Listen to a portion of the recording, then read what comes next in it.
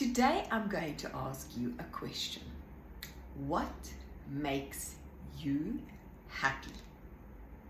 An easy question, nothing technical about it, but so difficult for many people to answer. If you don't know what makes you happy, I'd really like to challenge you to sit down and write down on a piece of paper what brings you joy, what makes you happy. Because when you find that, your life will change. So for me, what makes me happy? I love the fact that I'm an entrepreneur, that I have 2 successful businesses, that I get to work with amazing people, that I get to work with the organ that fascinates me, which is the skin, that I get to learn new things about the skin every single day, which is amazing. Another thing that makes me happy is traveling. I enjoy that.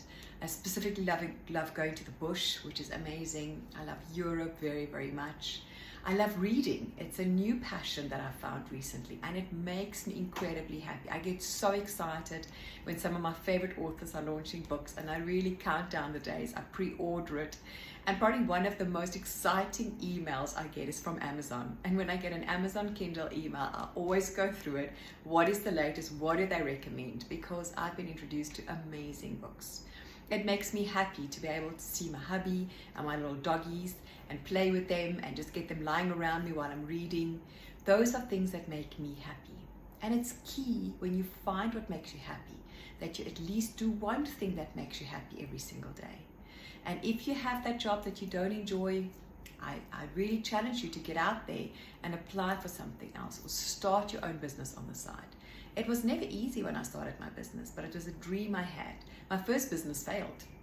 And luckily I said, when I get to this, when it comes to my savings, if I get to that threshold, then I'm going to go back to corporate. And I did. I went back and I worked again. And then I started Skin ID, my little skin studio in Johannesburg, Sandton. And I built that up.